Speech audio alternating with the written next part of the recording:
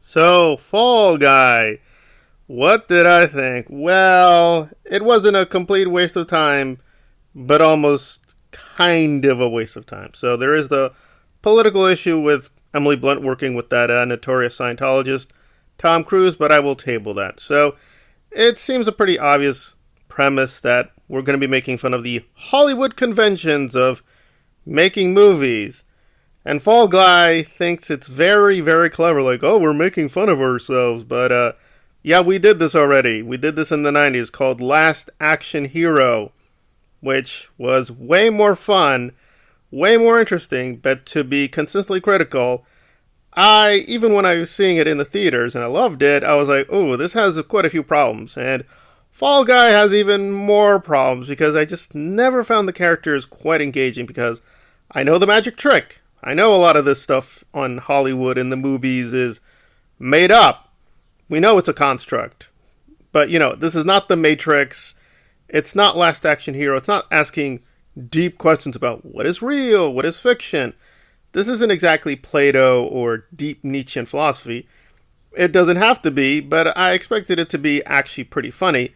And there were a few good jokes sprinkled here and there, I won't lie, but I just never found the consistency I think that this film really needs to be like, yes, something special. However, I guess if you are a hardcore cinephile, you will find amusing Easter eggs here and there. I was kind of like, yeah, I've seen that before too. So it just isn't for me, and I do try to take film seriously. I take Hollywood seriously. I want to work in Hollywood. And that brings us to the Scientology dilemma that, yes, Emily Blunt has done quite a few projects with Tom Cruise, and as far as I know, has never spoken out against the cult or its evils, but I would just say two things. For one, namely, there's not much ideology in Fall Guy. It is just kind of a typical superficial Hollywood propaganda, so not much there to denounce.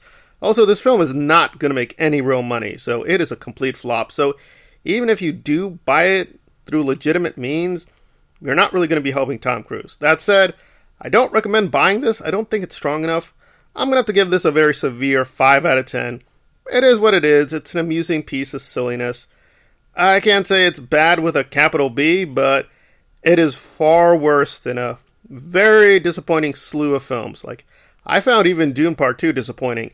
This one is even more disappointing because the potential was there for something really special. I do think Emily Blunt is a really great performer.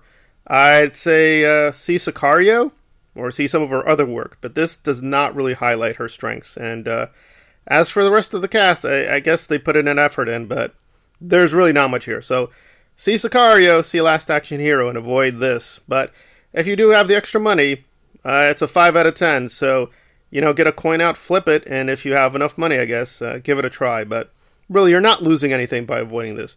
It was really just a complete waste of time.